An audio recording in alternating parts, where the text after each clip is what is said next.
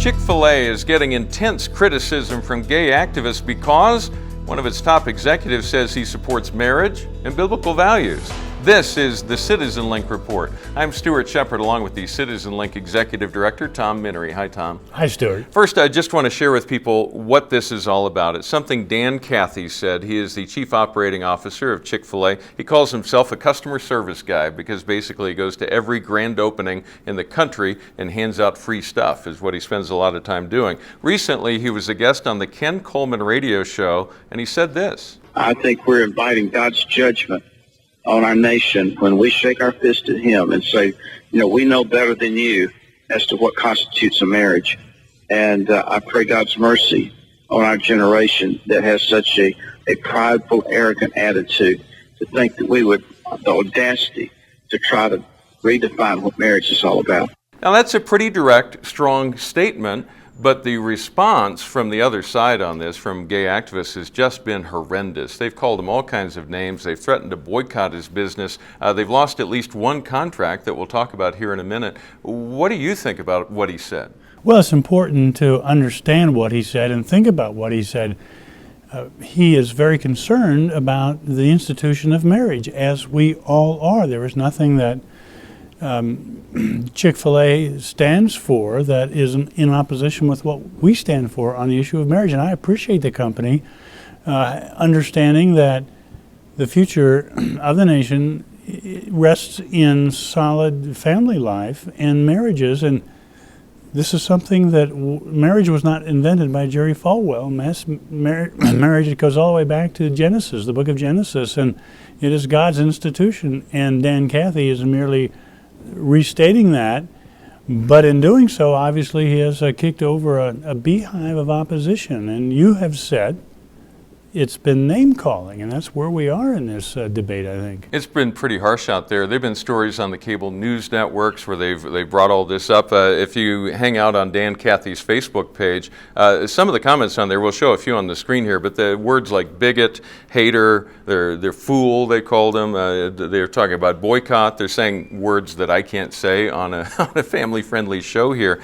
It seems like it's practically impossible these days to have a civil conversation about marriage and what the definition ought to be. Well, I think that's exactly the purpose of those who have put such vile comments up on the internet. They want to shut down conversation about marriage, not engage in it. If you paste a label on somebody as hateful, then you're beneath dignity and you don't deserve a conversation. That masks the fact that we have said very often here, the mountain of social science evidence is conclusive that marriage between one man and one woman produces children that have the best chance of success in our society.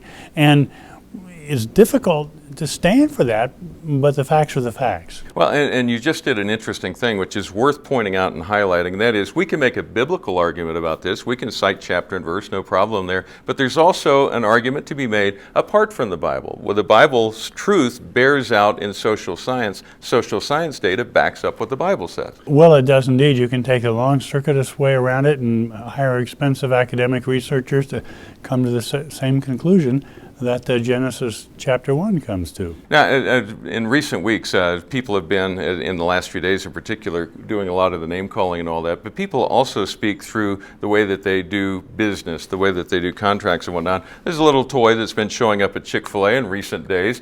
You might recognize the shape of it. Obviously, it's from the Muppets, and there are several of these that they're giving out.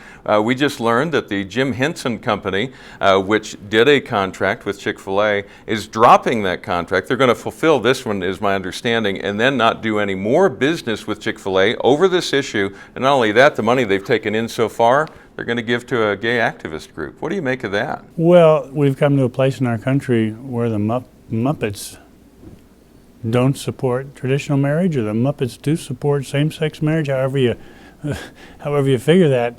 That is really politicizing aspects of our culture that really ought not to be politicized, I think. Yeah, essentially the Jim Henson Company does not want children at Chick-fil-A to get Muppet toys. Yeah. I mean, that's what it comes down to. Well, it does, and one has to admire the strength of resolve of the Cathy family to stand behind the institution of marriage, even as it is in such a firestorm today. Now, I mentioned that a lot of people, particularly in social media, have been expressing their support for Chick-fil-A. My understanding is, anecdotally, a lot of their restaurants have been getting more business than usual lately as people are trying to express through their own transactions, their own contract, if you will, their support for the company. Governor Mike Huckabee is calling for people who support biblical values and marriage to go eat some waffle fries and pick up a peach milkshake. I feel like I'm doing an ad here. Chick-fil-A Appreciation Day is something he set up for August 1st. It's this coming Wednesday. That's an interesting way to speak into the marriage debate. Well, it is indeed, and I'm sure that Chick-fil-A appreciates the extra business, but I'm sure they would rather have America that appreciates the institution of marriage as God designed it. All right. Tom, anything else you'd like to share before I let you go?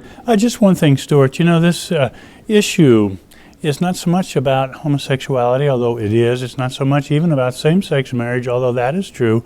What this is becoming is a question of religious liberty. Do people who hold social issue views based on their sincerely held religious beliefs have the opportunity, have the right to share them in public? Those of us on this side would say yes.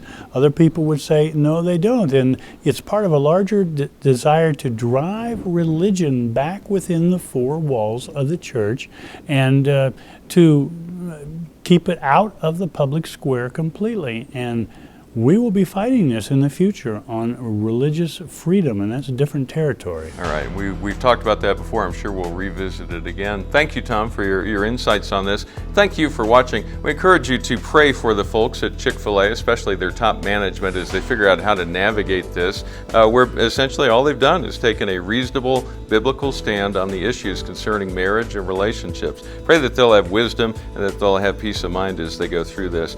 We do appreciate your comments when you write to us. You can always send your questions, your comments, your encouragement, your criticisms to mail@citizenlink.com. And remember, stand tall and be heard.